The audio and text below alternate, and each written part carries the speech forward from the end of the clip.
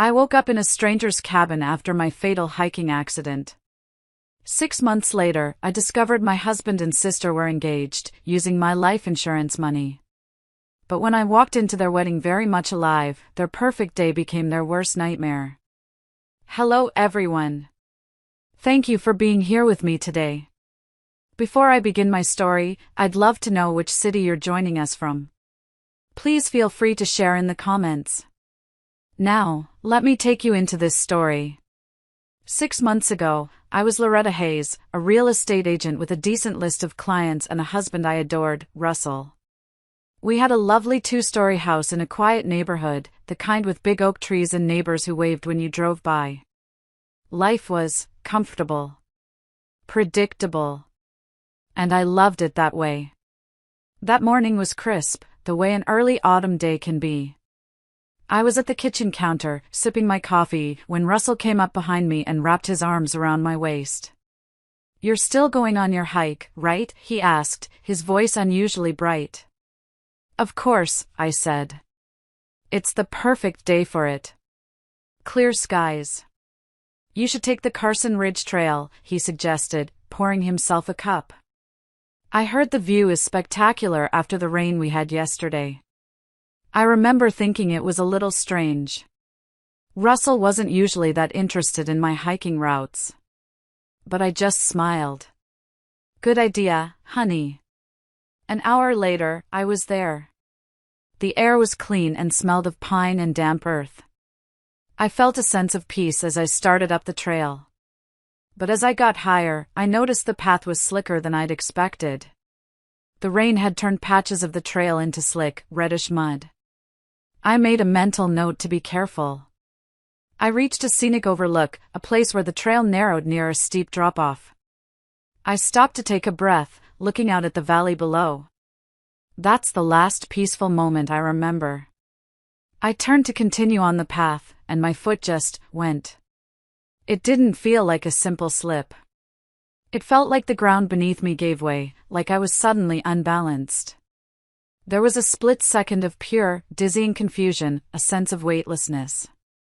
And then, terror. The world became a blur of green and brown as I tumbled over the edge.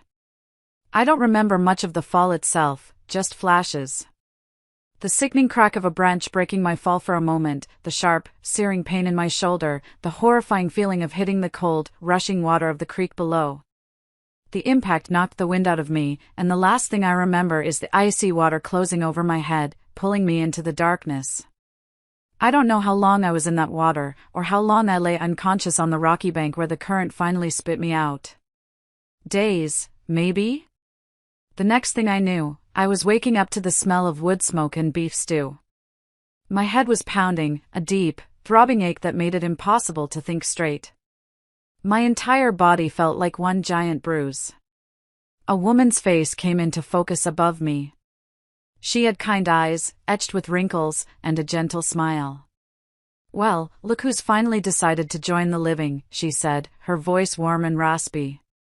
"Easy now, don't try to move too fast." Where am I?" I managed to whisper, my throat raw. "You're in my home. My name is Mavis. My husband found you down by the creek a few days back. You were in a real bad way." She gently dabbed my forehead with a cool, damp cloth. "Honey, you're lucky to be alive. The creek must have carried you for miles." I was alive. But as I lay there in that stranger's bed, with no ID, no phone, and a head so scrambled I could barely remember my own name, I had no idea that in the world I'd left behind, I was already dead and buried. The next few weeks were a blur of pain and confusion. Mavis was a godsend. She nursed me back to health with stews, herbal teas, and a quiet, steady patience that I desperately needed. Her cabin was small and rustic, nestled deep in the woods, miles from the nearest town. It was a safe haven, a quiet place to heal. But it was also a prison of sorts, because I had no way of contacting the outside world. My memory came back in fits and starts. First my name, Loretta. Then Russell. Our house. My sister, Delia. The memories were like pieces of a shattered mirror, and I was trying to put them back together. I'd spend hours just staring out the window at the tall pine trees, frustration mounting inside me. My body was healing, but my mind felt broken. I tried to walk one afternoon and my legs just buckled, sending me crashing to the floor. I just lay there and sobbed, not from the pain, but from the helplessness of it all. Finally, after what felt like an eternity, I was strong enough to sit up for more than an hour at a time. My head was clearer. One afternoon, Mavis was dusting an old, beige desktop computer in the corner of the living room. "You know, we don't have much in the way of internet out here," she said, "but it works. Slow as molasses in January, but it works. Maybe you could try to find your family." My heart started pounding. Of course. The internet. I felt a surge of hope mixed with a strange kind of dread. What would I find? I sat down at the old desk, the plastic of the keyboard yellowed with age. I could hear the loud whirring and beeping as the machine connected to the internet. My hands were shaking as I typed my own name into the search bar, Loretta Hayes. The first result was a local news article. The headline hit me like a physical blow: "Local realtor Loretta Hayes missing, presumed dead after hiking accident." Presumed dead. The words swam before my eyes. I read the article, my breath caught in my throat. It quoted a devastated Russell, who spoke of his unbearable grief. It mentioned a memorial service was being planned. A funeral. They had held a funeral for me. I felt a wave of dizziness. But I kept scrolling. There were pictures of me, articles about the search efforts that had eventually been called off. And then I saw it. An article from a local society blog, posted just a few weeks ago. The headline was sickeningly cheerful: "A new beginning, Andre Hayes finds love after tragedy." My blood ran cold. I clicked the link. And there it was. A picture of Russell, my husband, smiling. His arm was wrapped around my sister, Delia. She was beaming, her hand held up to show off a glittering diamond ring on her finger. The article was short and sweet. It talked about how they had found solace in each other's arms during their shared grief. It announced their engagement, just 3 months after my disappearance. 3 months. I didn't realize I was still holding the ceramic mug of tea Mavis had given me until it slipped from my numb fingers. It hit the wooden floor and shattered, the sound echoing the complete and utter destruction of my world. Mavis rushed in. "Loretta? Honey, what is it?" I couldn't speak. I just pointed a trembling finger at the screen. She leaned over my shoulder, her eyes scanning the article. I heard her sharp intake of breath. "Oh, my lord," she whispered. "That's just not right." Not right? It was a monstrous betrayal. As Mavis helped me clean up the broken pieces of the mug, a single, cold, clear thought formed in my mind. It was no longer about getting back home. It was about something else entirely. I looked up from the floor, my eyes hard. "Mavis," I said, my voice barely a whisper but filled with a new, terrifying certainty. "I'm going to crash a wedding." A few days later, I convinced Mavis's grandson, a quiet teenager with a beat-up truck, to drive me into town. I needed to see it with my own eyes. I gave him the last of the cash I had on me. We parked across the street from my house, our house. It looked exactly the same, but it felt like a stranger's home. We didn't have to wait long. The front door opened, and Russell and Delia walked out, hand in hand. They were laughing about something. He leaned down and kissed her, a casual, intimate gesture that spoke of years of familiarity. It wasn't the kiss of two people finding comfort in grief. It was the kiss of a long-established couple. The sight of it turned my stomach. I knew then that I couldn't just storm in. I needed a plan. I needed allies. And I knew exactly who to call first. I had the grandson drop me off at a convenience store where I bought a cheap burner phone. My hands trembled as I dialed a number I knew by heart. It rang once. Twice. On the third ring, she picked up. Hello? Brenda, don't hang up.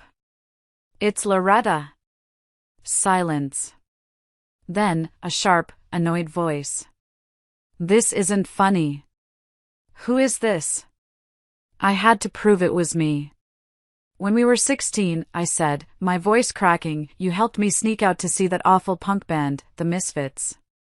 You wore my denim jacket because your parents would have grounded you for life if they knew where you really were.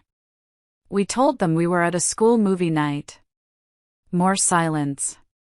And then, a choked sob. Oh my God. Loretta? How? Where are you? I can't tell you yet, Bren. But I need to know something. And I need you to be honest with me. I took a deep breath. How long? How long were they together before I disappeared? Brenda's sharp intake of breath on the other end of the line told me everything. Loretta, I don't know for sure. There were rumors, whispers, but I never wanted to believe them. How long, Brenda? I insisted, my free hand clenching into a fist. She sighed, a sound heavy with guilt. I saw them together. At the Blue Room downtown. It was about 8 months before your accident. My heart stopped. 8 months. While I was planning our anniversary trip, my husband and my sister were sneaking around. They didn't see me, Brenda continued, her voice rushed. I wanted to tell you, Loretta, I swear I did. But I had no proof. I confronted Delia about it later, and she just laughed it off. She swore it was a one-time thing, a stupid mistake, and she begged me not to ruin your marriage over it. 8 months. The words echoed in my head. While I was trying to get our finances in order for a new home, while I was trying to start a family, they were together. The betrayal was so much deeper than I could have ever imagined. Loretta? What are you going to do? Brenda asked, her voice laced with fear. Through the windshield of the truck, I watched as Delia drove away from my house. She was driving my car. The one Russell had probably reported as sold. And she was wearing my favorite cashmere sweater, the one I thought I'd lost. A cold, hard resolve settled over me. I'm going to let them have their perfect wedding planning, I said, my voice devoid of emotion. Let them send out the invitations, pick the flowers, choose the cake. Let them think they've gotten away with everything. And then? Brenda whispered. And then, I said, I'm going to show up at that church, and I am going to give them exactly what they deserve. I hung up before she could say another word. This wasn't just about revenge anymore. It was about justice. Returning to Mavis's cabin felt different this time. It was no longer just a sanctuary, it had become my war room. I spent my nights at her kitchen table, making lists, trying to remember passwords, account numbers, anything I could use. Mavis would set a fresh cup of tea beside me, her eyes filled with concern. Be careful, dear, she warned one night. Revenge can consume you if you let it. I looked up from my notes, meeting her gaze. I'm not letting it consume me, Mavis, I told her. I'm letting it fuel me. There's a difference. And there was. Because to get the justice I needed, I required more information. Brenda's confession was a start, but I needed to know more about what had happened after I was gone. I needed to talk to someone on the inside. I needed to talk to Garrett.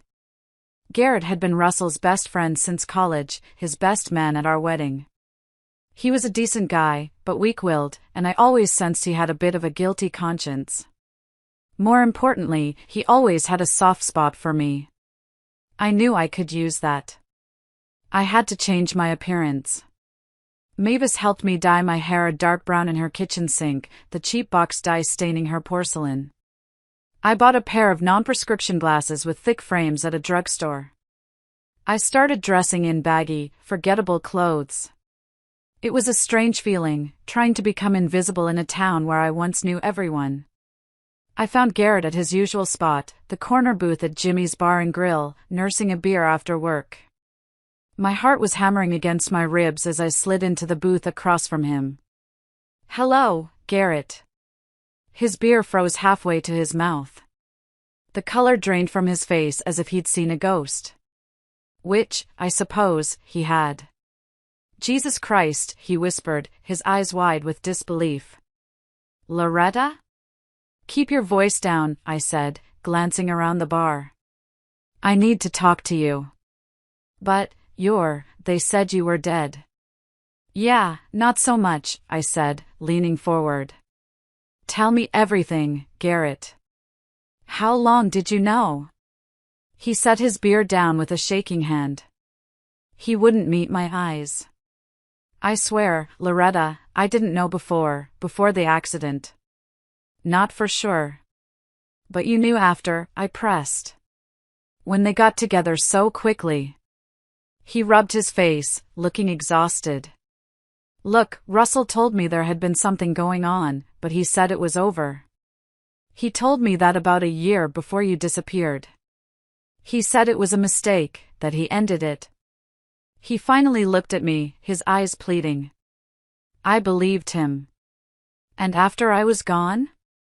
It was like they didn't even try to hide it anymore," he admitted, his voice low. "I confronted him once, told him to come clean, to respect your memory. But you never told anyone else, did you?" "I'm sorry, Loretta." "I should have," he mumbled, looking down at his hands. A waitress approached, and I pulled my baseball cap lower, ordering a whiskey, neat. I was going to need it. After she left, Garrett leaned in closer. "There's more," he said, his voice barely audible. "About your house. Your money." My gut clenched. "What about it?"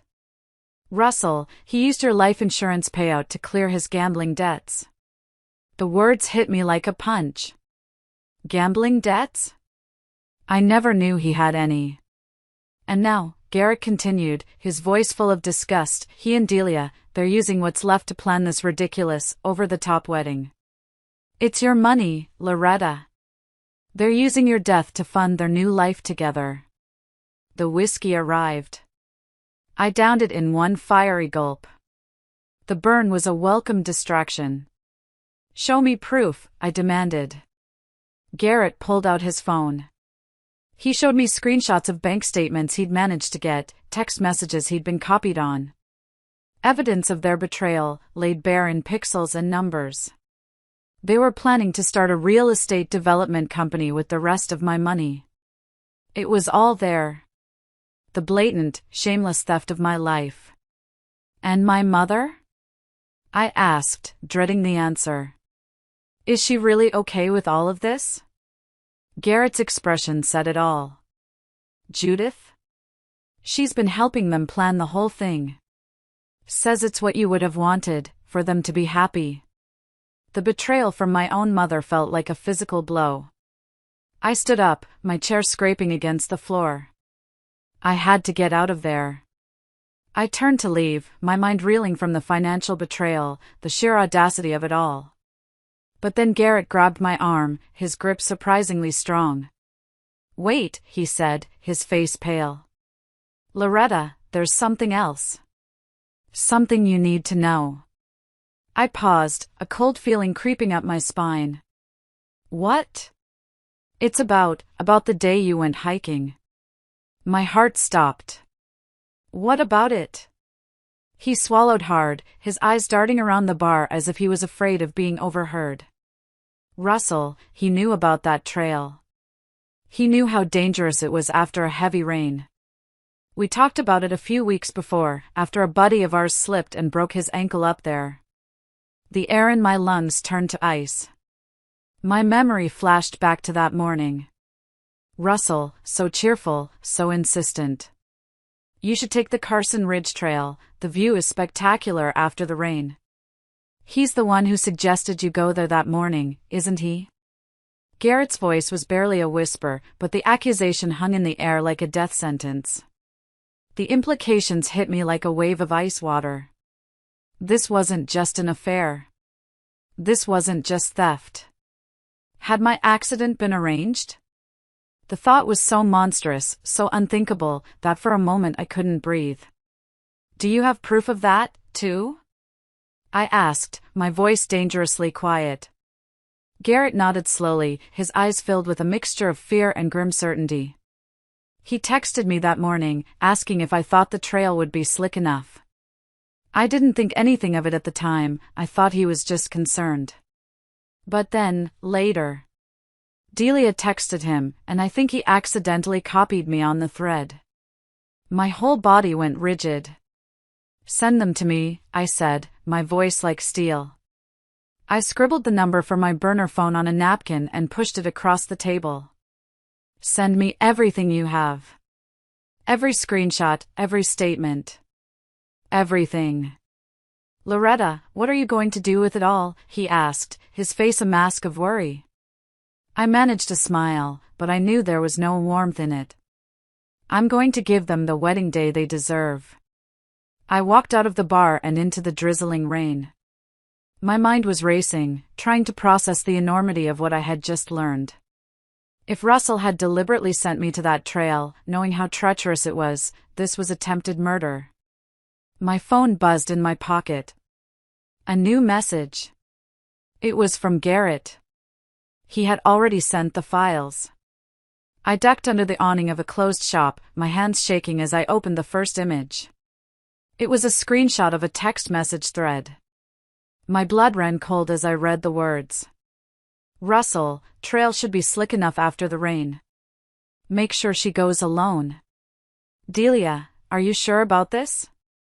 Russell, it's the only way we can be together. Trust me. I had to lean against the cold brick wall for support. My knees felt weak. They hadn't just betrayed me. They hadn't just stolen from me. They had tried to kill me. All for money. All so they could be together without judgment. I closed the messages, a terrifying calm washing over my shock. The old Loretta, the trusting, naive wife and sister, had truly died on that mountain. The woman standing in the rain, staring at the proof of her own attempted murder, was someone entirely new. And she was about to learn that karma, when it finally arrives, has perfect, deadly aim. The next step was to bring my allies together. I arranged a meeting with Brenda at a quiet coffee shop 2 towns over, a place where no one would recognize me. When she saw me, she burst into tears, hugging me so tight I could barely breathe. I can't believe it's really you, she sobbed. I thought I was going crazy when you called. I'm sorry for disappearing on you, Bren, I said, guiding her to a corner booth. But I needed time to gather evidence. I pulled out my phone and showed her the text messages from Garrett. Her hand flew to her mouth as she read them. Oh my God, she whispered, her eyes wide with horror. Loretta, they planned it. The whole thing. It looks that way, I said, my voice grim. But I need more. Before she could respond, a man in a dark suit approached our table. My heart jumped into my throat until I saw Brenda relax slightly. Loretta, she said, her voice steady, this is Detective Miller. He's been investigating your case. I tensed up immediately. Brenda, you didn't. It's okay, Detective Miller said, his voice calm and reassuring as he slid into the booth. Your secret's safe. Frankly, Ms. Hayes, I've been suspicious of your husband and sister from the start. The timeline of their engagement, the quick insurance payout, it never sat right with me. But I couldn't prove anything. He pulled out a small recorder. And now, I'd like to hear your story. So I told them everything. The hike, the fall, Mavis, discovering the engagement. When I got to the part about my mother, Judith, helping them, Brenda reached for my hand. There's something else you should know, she said quietly. About your mother. That she's supporting them? I already know. No, It's worse, Brenda said, glancing at the detective, who nodded. She's been helping them sell off your things. Your jewelry, your art collection, everything you inherited from Grandma Rose. The coffee cup in my hand cracked under the pressure of my grip. My own mother. Detective Miller made some notes. Legally, without a death certificate, those sales could be considered theft, he explained. We've been looking into Russell's finances for a while. Insurance fraud, at the very least. And now, with this, attempted murder. He then pulled some documents from his briefcase and laid them on the table. We also found something interesting when we dug a little deeper. Your grandmother's will. My head snapped up. What about it? The version filed with the court isn't the original, he said gravely. We found the real one in your grandmother's safety deposit box. He slid both documents across the table. The difference was stark. The real one left her entire estate, a considerable inheritance, to me. The filed version, the forgery, split everything between me and Delia. How? I whispered, staring at my mother's signature on the fraudulent document. Your mother had power of attorney after your grandmother's stroke, Miller explained. She made the switch before filing. So my own mother had stolen my inheritance. And now she was helping my husband and sister sell off assets they technically didn't own. It was a conspiracy, a web of lies and greed spun by the three people I should have been able to trust most in the world. Just then, Brenda's phone buzzed. Her face went pale as she looked at it. You need to see this, she said, her voice trembling. It was a social media post from Delia. A picture of her in a bridal shop, wearing a wedding dress. My grandmother's vintage wedding dress. The one that was supposed to be mine. The caption read, "Final dress fitting. Can't wait to honor my sister's memory by wearing her dream dress on my special day. #wedding countdown #our love wins." And as if that wasn't enough, Brenda added one last, devastating blow. I overheard her talking to your mother yesterday, she said. She's planning to announce at the wedding that they're expecting. The room spun. What? She's 3 months pregnant. 3 months. The math was simple and brutal. They'd conceived their child while I was fighting for my life in a stranger's cabin, while they were planning their wedding with my money. I want to destroy them, I said, my voice quiet but shaking with rage. Not just legally. I want them to feel what I felt. Detective Miller looked at me, a grim understanding in his eyes. We have enough for arrests now, he said. But if you want maximum impact. The wedding, I finished. Let them have their perfect day. Then take everything. It was a huge risk. But it was the only way to get the justice I truly wanted. That evening, I let myself into my childhood home using a key I knew was hidden under a loose brick by the back door. The house felt alien. Photos of Russell and Delia were everywhere, replacing the ones that used to have me in them. I walked into the darkened kitchen and sat at the table, waiting. An hour later, the door opened and my mother, Judith, came in, humming to herself. She flipped on the light switch, and the humming stopped abruptly. She clutched her chest, her purse dropping to the floor with a thud. Jesus, she gasped. Loretta! You can't keep doing that. Sit down, Mother, I said, my voice flat. We need to talk. About Grandma Rose's will. Her face went pale. I don't know what you're talking about. I slapped both versions of the will onto the kitchen table. The real one, and the forgery. Want to explain this? She stared at the papers, her composure crumbling. Where did you get those? It doesn't matter where I got them. What matters is what happens next. I pushed the real will toward her. You're going to help me, or I'm taking this to the district attorney. You will go to prison. You wouldn't, she stammered. I'm your mother. And Delia is my sister, I shot back. That didn't stop either of you from trying to kill me and steal my life. I didn't know about that, she cried, collapsing into a chair. I swear, Loretta. I only found out after they said you were dead. Russell was so broken up, and Delia was there for him. They were in love.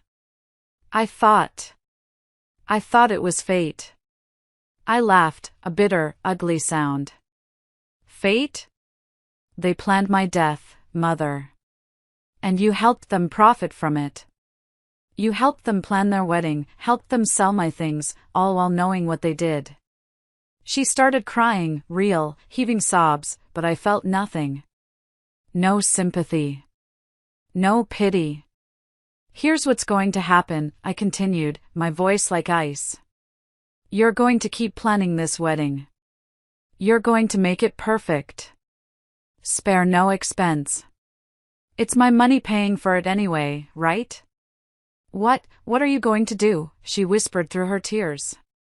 I'm going to give my dear sister the wedding she deserves, I said. The only question is, which side will you be on when it all comes down? She stared at the two wills on the table, her mind clearly racing, weighing her options. Her survival instinct finally won out over any twisted sense of loyalty she had to Delia. She looked up at me, her face streaked with tears, her eyes full of fear. What do you need me to do? First, I said, get me a copy of every financial document you have related to them and this wedding. Every vendor contract, every receipt. Then, I want to know every single detail. The guest list, the seating chart, the schedule, every speech that's planned. And if I do all this, she asked, her voice trembling. Then maybe, just maybe, I said, standing up to leave, you won't spend your retirement in a prison cell. As I walked out the back door and into the cool night air, I heard her pick up the phone. Her voice, miraculously composed, floated through the open window. Delia, darling? It's Mom. I've had the most wonderful idea for your wedding entrance. The trap was set. All the pieces were falling into place. The wedding rehearsal was in full swing when I slipped into the church's choir loft, Brenda right behind me. From our hidden vantage point, I watched the grotesque parody of my life unfold below. No, Delia, darling, my mother called out, her voice echoing in the cavernous space. She was playing her part perfectly. You need to pause longer at the third pew. That's where the photographers will have the best angle. Delia, wearing a sundress that was already straining to conceal her growing belly, practiced her walk again. Russell stood at the altar, beaming at her. He looked at her with the same adoring expression he used to reserve for me. The sight of it made me sick. They seem nervous, Brenda whispered, handing me a pair of binoculars. Especially Delia. Good, I said, focusing the lenses on them. Just then, my phone buzzed. It was Detective Miller. FBI team in position. All accounts flagged. Ready when you are. Down below, Delia was having what looked like a heated, whispered argument with my mother. I could just make out her words. I can't do this, Mom. It doesn't feel right. Wearing Loretta's dress, what if? What if what? My mother hissed. Don't be ridiculous. Everything's perfect. Russell joined them, putting an arm around Delia. Babe, we talked about this. It's what Loretta would have wanted. I almost laughed out loud. Instead, I sent a text to Garrett. You're up. Right on cue, Garrett burst through the main church doors, looking appropriately flustered. Russell. We have a problem. It's the permits for the new development. Russell's face darkened. Not now, man. The bank's threatening to pull our funding. Garrett insisted, playing his part beautifully. We need to deal with this today, or the whole thing could fall apart. Fine, Russell grumbled. He kissed Delia's cheek. I'll handle this. You finish up here. After they left, Delia sank into a pew, her head in her hands. My mother patted her shoulder awkwardly. I'll go get you some water, she said, hurrying away. It was the opening I'd been waiting for. Stay here, I whispered to Brenda. I slipped down the back stairs and into the main sanctuary, staying in the shadows of the large stone pillars. Delia was alone, muttering to herself. This is wrong, this is all wrong. Having second thoughts, sister dear? I said, my voice echoing slightly in the empty church. She whirled around, her eyes wide with terror. Who's there? Just your conscience, I said, staying hidden. Telling you what you already know.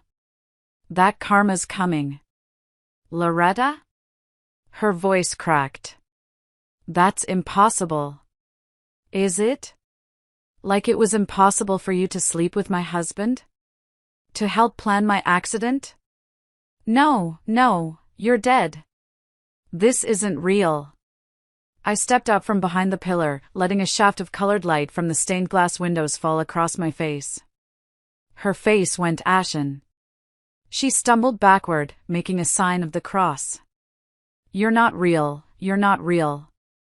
Oh, I'm very real, I said, taking a slow step toward her. And so is all the evidence of what you and Russell did. Every text. Every secret meeting. Every penny you stole. Please, she whispered, her hands flying to her stomach protectively. I'm sorry. We can fix this. Fix this? I laughed, a cold, empty sound. Like you fixed my brakes before suggesting that hiking trail? Her eyes widened in shock. That was a bluff, a detail I'd invented, but her reaction confirmed they'd considered other ways to get rid of me. That was Russell's idea, she sobbed. I tried to stop him. Those texts say otherwise, I said, moving closer until I was standing right in front of her. But don't worry. I'm not here to hurt you. I leaned in, my voice dropping to a conspiratorial whisper. I'm here to promise you something. What? She whimpered. The perfect wedding day you deserve. I smiled, and she shrank back in terror. Sleep well, sister. I'll see you at the altar. I melted back into the shadows just as my mother returned with a glass of water. Delia was hyperventilating. Mom, I saw her. Loretta's alive. She was here. Don't be ridiculous, my mother said, but I could see her hands were shaking. You're just nervous. From the balcony, I watched my mother lead my hysterical, sobbing sister away. My phone buzzed again. It was Miller. Russell took the bait. He's trying to move money between accounts right now. Perfect. Let him dig his grave just a little bit deeper. The night before the wedding, I sat in Brenda's guest room. The air was thick with anticipation. On the bed lay my grandmother's jewelry box, one of the few things my mother had somehow forgotten to sell. Brenda came in with 2 glasses of wine. Everything's ready, she said, her voice a mixture of excitement and nerves. Miller has teams at every exit. Garrett planted the doctored financial documents in Russell's office for the FBI to find. Even your mother came through with the final seating chart changes. She hesitated, swirling the wine in her glass. Are you sure about this, Loretta? It's going to destroy them. Completely. I opened the jewelry box and pulled out my grandmother's sapphire ring, the one I was supposed to wear on my wedding day. They tried to kill me, Brenda, I said, my voice low and steady. They stole my life, my money, my future. Tomorrow, they're going to know exactly how that feels. Just then, my phone rang. The screen displayed Delia's name. We both stared at it. Answer it, Brenda urged. Find out what she wants. I put the phone on speaker. Hello, sister. Loretta, she slurred, her voice thick with alcohol and tears. I knew it was you in the church. I'm not crazy. Having some pre-wedding jitters? I asked coldly. Please, she started crying, a desperate, pathetic sound. Don't do this. Whatever you're planning for tomorrow, just don't. And why shouldn't I? Because I'm pregnant, she sobbed. Please, Loretta. Think about your niece. Or nephew. I gripped the phone tighter, my knuckles turning white. You mean the baby you conceived with my husband while I was supposedly dead? The baby you planned to raise on my stolen inheritance? I love him, Loretta. We never meant to hurt you. Really? Those text messages about the hiking trail suggest otherwise, I snapped. There was a moment of silence, then she whispered, that was Russell's idea. He said it would look like an accident. That we could be together without anyone judging us. I was weak, I was stupid, but I've been paying for it every day. I see you everywhere, Loretta. In my dreams, in mirrors. I can't escape what we did. Good, I said, twisting my grandmother's ring on my finger. Then tomorrow should feel very familiar. I hung up as she started pleading again. She sounds terrified, Brenda said, watching me carefully. She should be, I replied, walking over to a garment bag hanging on the back of the door. I unzipped it, revealing my grandmother's original wedding dress. The real one. Brenda gasped. How did you get that? Mavis's granddaughter works at the dry cleaners, I explained, running my hand over the vintage lace. She switched them last week. Delia will find out tomorrow morning that her altered version is gone, and this one won't fit. My phone buzzed. A text from Miller. Russell just tried to empty all accounts. Everything's frozen. He's panicking. Another text, this time from Garrett. He's drinking heavily at Jimmy's. Talking about running. Should we stop him? Brenda asked. No, I said with a grim smile. Let him show up hungover. It'll make everything so much better. A knock at the door made us both jump. It was my mother, Judith, looking haunted. Delia's hysterical, she said, entering without an invitation. She's threatening to call off the wedding. And that would be bad, I said coldly, because if she does, we lose our chance. The FBI needs them to attempt to access those frozen accounts tomorrow to prove intent. I looked my mother dead in the eye. Don't worry. She'll show up. Her pride won't let her do anything else. She stared at me, her face a mess of conflicting emotions. Loretta, please, she begged. Show some mercy. Mercy? I opened my phone and played the recording of Russell and Delia planning my accident that Garrett had provided. Did they show me mercy? She listened, her face growing paler with each word. When it finished, she sank heavily onto the bed. I didn't know, she whispered. I never thought. Now you do, I said. And tomorrow, so will everyone else. I walked her to the door. Be at the church at 10 a.m. Wear something festive. After all, it's your daughter's wedding day. After she left, I turned off my phone. The stage was set. I needed to be well rested for my sister's big day. The church bells struck noon, and chaos was erupting in the bridal suite. I watched through a tiny crack in the door I'd propped open, my heart a steady, rhythmic drum. This isn't my dress. Delia's scream echoed down the marble halls. She was holding up the original, unaltered wedding dress, just as I'd planned. But that's impossible, my mother said, feigning confusion perfectly. We had it altered last week.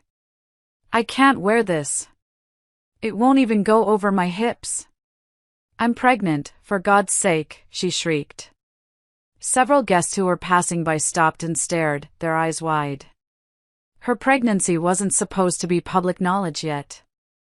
The first crack in their perfect facade. The wedding coordinator rushed past me, looking frantic. 15 minutes until the ceremony, she hissed into her headset. I slipped away from the door and made my way to my position behind the massive church organ, concealed by shadows and velvet curtains. The guests began to file in, a sea of pastel dresses and dark suits, all murmuring about the commotion they'd heard. I saw Russell at the altar, swaying slightly. He was pale and sweaty, clearly hungover. Garrett was beside him, playing the role of the supportive best man while gripping his arm to keep him steady. The music started. The great wooden doors at the back of the church opened. Despite everything, the guests stood and turned, a conditioned response. Delia began her walk down the aisle. She was wearing a hastily found backup dress, a simple white sheath that did nothing to hide her condition. She wasn't a radiant bride, she looked terrified, her eyes darting around the church as if she expected to see a ghost in every corner. She reached the altar. The priest began his speech, his voice droning on about love, honor, and holy matrimony. I caught my mother's eye from my hiding spot. She gave me an almost imperceptible nod. The time had come. If anyone has reason why these two should not be joined in holy matrimony, the priest intoned, his voice echoing in the sudden silence, let them speak now, or forever hold their peace. The silence stretched on for a heartbeat. 2. 3. Then, I stepped out from behind the organ. My heels clicked on the marble floor, the sound sharp and loud in the silent church. Every head turned towards me. A collective gasp rippled through the crowd. Russell stumbled backward, his face slack with disbelief. Delia dropped her bouquet, the flowers scattering across the floor. I walked slowly down the center aisle, a faint smile on my lips. I have a few reasons. If you are still listening to this, and I truly hope you are, please help me out by liking this video and commenting with the number 1 down below. It lets me know that you've given me a like, and it tells me that you're here with me on this journey. Your support is a tremendous encouragement, cheering me on. Please, comment with the number 1, and then let me tell you what happened next.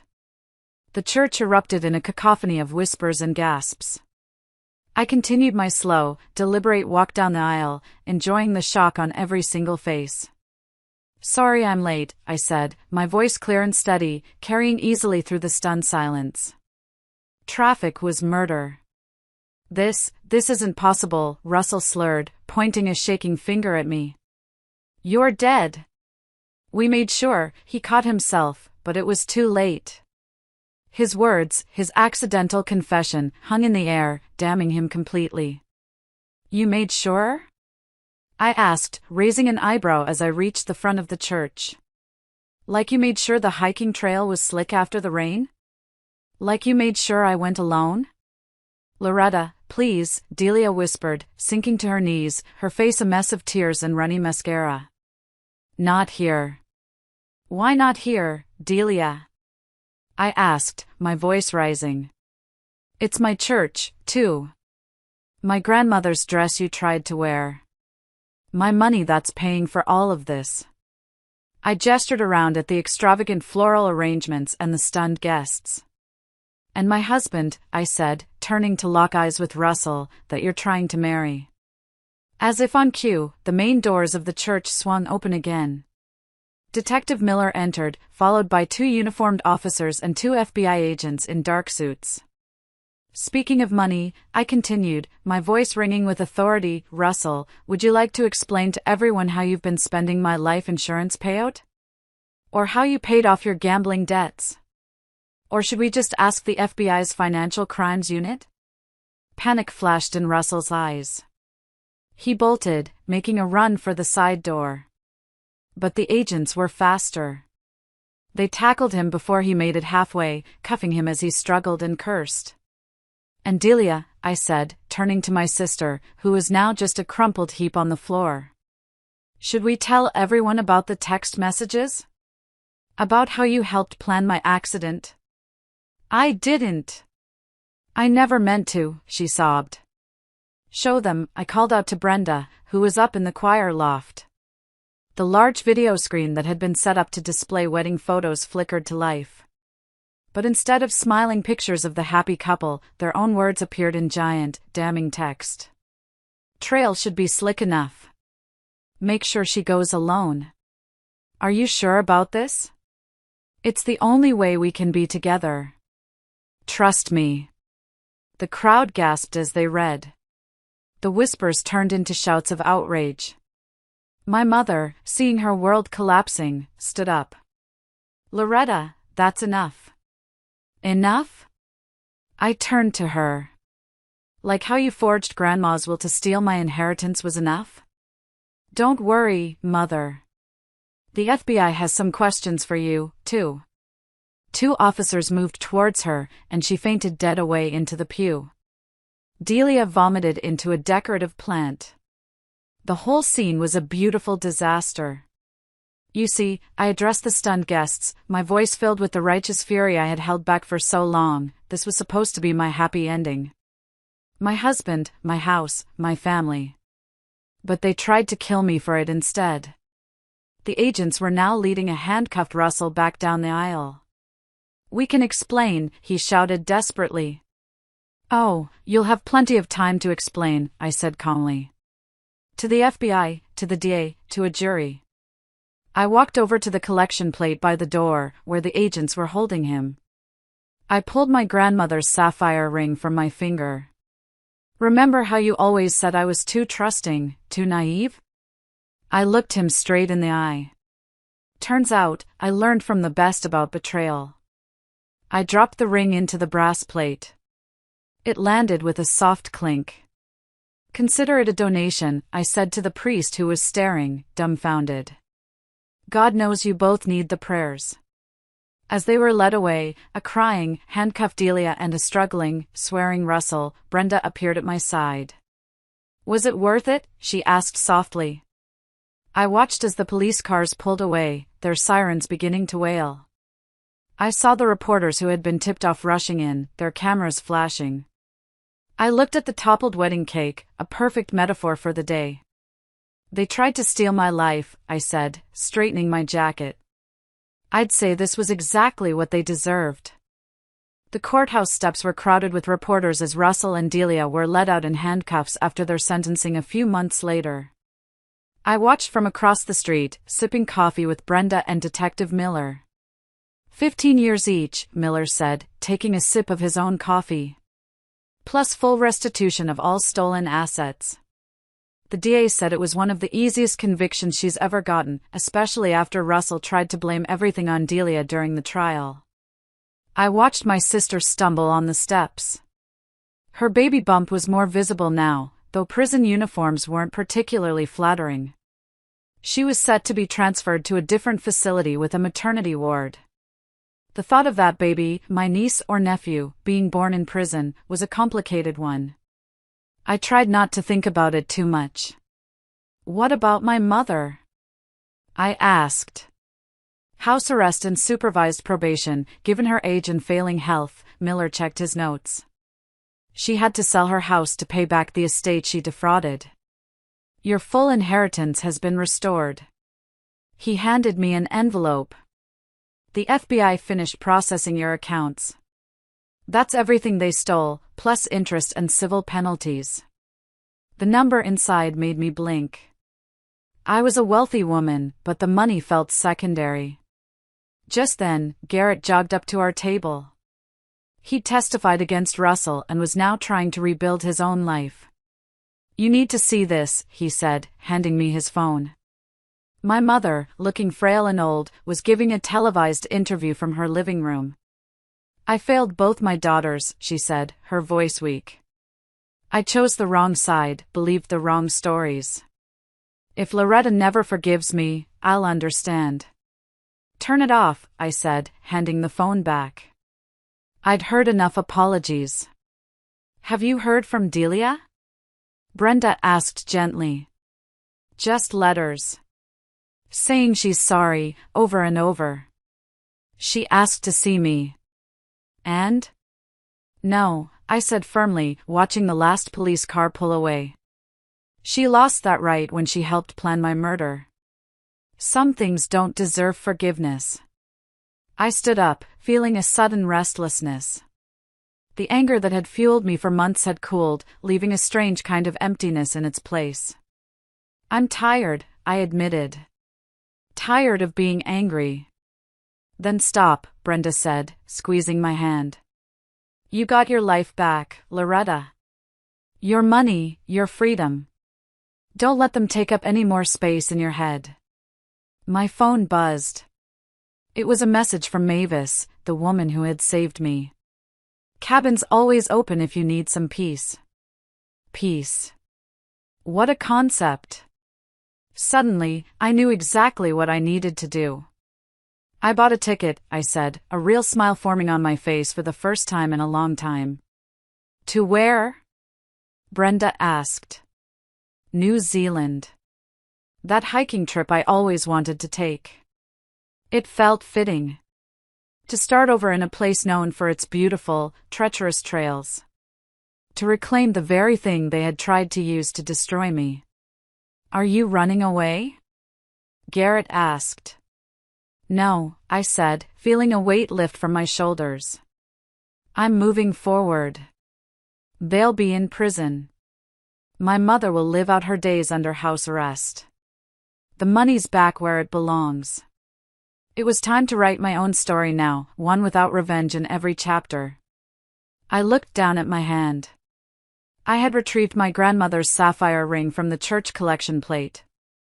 It was never about the money or the ring itself. It was about the truth. And now, the truth was out. I slipped the ring on my finger. It felt right. As I walked away from the courthouse, leaving my friends and the ghosts of my past behind, I felt a sense of profound freedom. Ahead of me lay mountains to climb, trails to explore, and a life reclaimed. A life I would live on my own terms. This time, no one would write my ending but me.